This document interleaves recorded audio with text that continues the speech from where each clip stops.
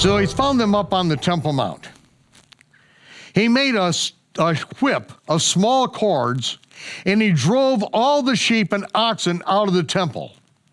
He used a whip, because that's how you move livestock. He didn't use it on the people. He probably wanted to, but it says he made a whip of small cords, and he drove the sheep and oxen out of the temple. He's up on the Temple Mount. He drives them out of the temple, which means he's got to run them down the stairway, okay?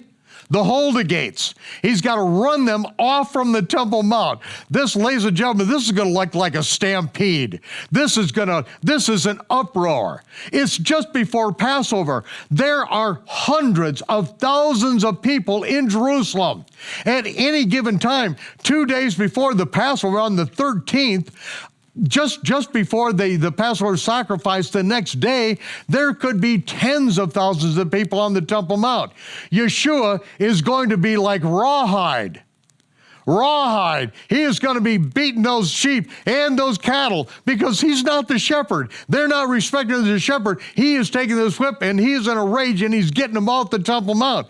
And then he turns around and pours out the changers' money. Now, nobody knows whose money it is. He is just turning the tables over, scattering everything. It is absolute mayhem. He's yelling at them, turning the whole thing over. And he said to those who sold doves, he didn't take a whip to the doves. He said to those who sold doves, take these things away. Do not make my Father's house a house of merchandise. You've turned it into a house of prostitution up here so you can make your money. And his disciples remembered that it was written. They were familiar with the Torah. The zeal of your house has eaten me up. I'm completely consumed with the fire and the zeal. Yeshua is getting rid of the leaven.